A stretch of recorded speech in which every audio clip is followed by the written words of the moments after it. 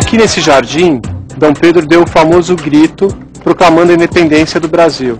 E lá atrás, no museu, hoje em dia está guardado muito da história de São Paulo e do Brasil.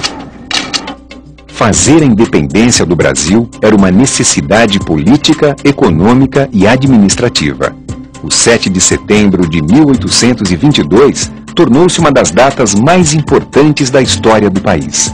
O Brasil estava determinado a seguir seu próprio destino, separando-se de Portugal. A independência ter ocorrido, por exemplo, de Dom Pedro ter feito proclamada a independência, né, no Riacho do Ipiranga, transformou São Paulo, né, num centro dessa história nacional.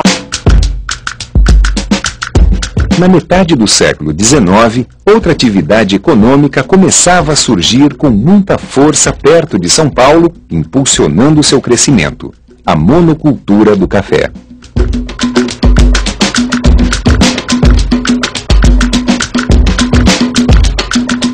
São Paulo vai ter seu cotidiano bem modificado com o crescimento da economia cafeeira, né? São Paulo vai enriquecer, as fazendas vão prosperar no Vale do Paraíba, depois vão se expandir para o Oeste Paulista, e os fazendeiros, a partir das últimas 2 décadas do século XIX, vão começar a construir as suas casas e trazer as suas famílias para a cidade de São Paulo, né?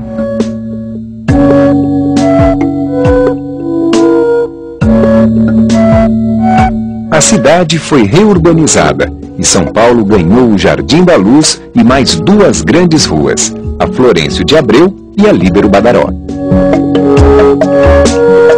O fotógrafo Militão de Azevedo merece atenção especial. Ele registrou as transformações urbanas da cidade na segunda metade do século XIX. Militão de Azevedo é um fotógrafo que veio do Rio, na verdade ele é carioca, ele veio para São Paulo e ele faz a primeira reportagem fotográfica da cidade de São Paulo. E ele está documentando o final da cidade colonial, porque logo depois a cidade começa a se transformar fortemente em direção a uma metrópole que a gente conhece hoje em dia.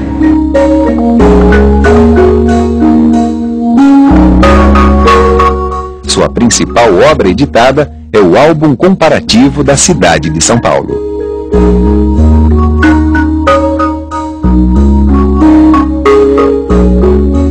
Então tem uma importância fundamental para São Paulo, para você ver de onde veio a cidade, como ela era, senão a gente não teria a menor noção. A gente nasceu nessa cidade grande, a gente podia acreditar que a cidade sempre foi assim. Além das fotos da cidade e seus logradouros, Militão trabalhou como retratista, fazendo milhares de retratos. Esses trabalhos foram revolucionários ao tratar com igualdade nobres e servos, colocando-os frente ao mesmo fundo e vestidos com as mesmas roupas, sem os preconceitos tão comuns àquela época.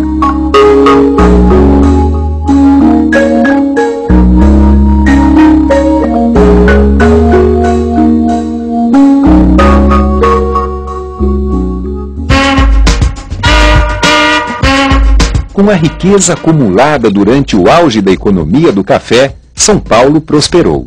Foram implementadas linhas de bondes, iluminação a gás, uma estrada ligando o Porto de Santos à cidade e até um pequeno parque industrial. Mas algo já não se encaixava nos padrões capitalistas que estavam surgindo: o trabalho escravo.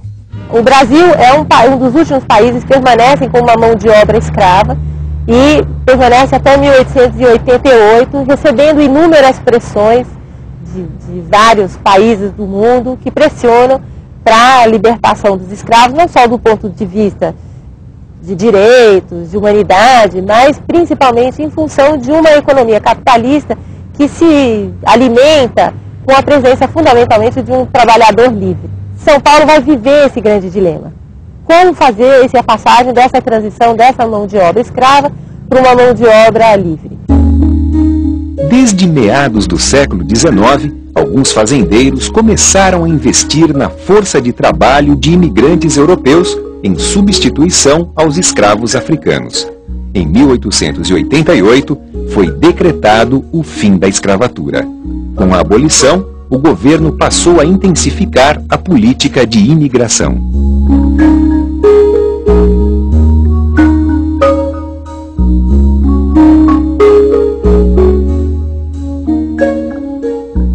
Dentro da Europa existia uma série de problemas em relação ao trabalhador, que ele estava passando por uma série de crises, de desemprego, fome no campo, principalmente na Itália, né, com o processo de reunificação. E a Itália vai ser potencialmente um dos países em que essa mão de obra vai se deslocar por necessidade, né, vai ser oferecida essa oportunidade deles virem para a América, enquanto a América sonha, né, de mudança de vida, de enriquecimento, né, e eles vão vir para o Brasil com essa esperança.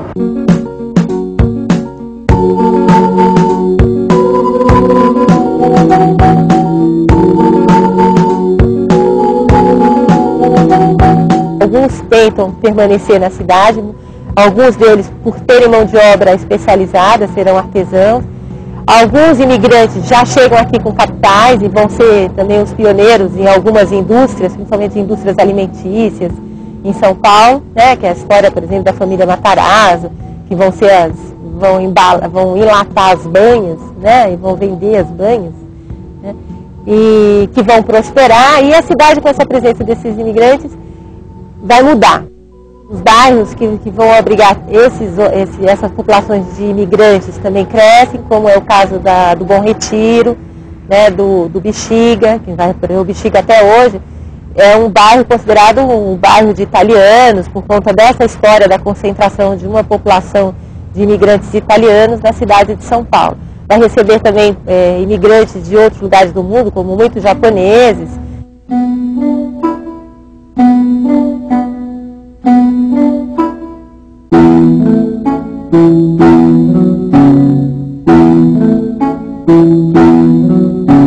A gente está aqui na Liberdade, e a Liberdade é o bairro japonês de São Paulo, e é a maior colônia japonesa fora do Japão, a maior colônia no mundo.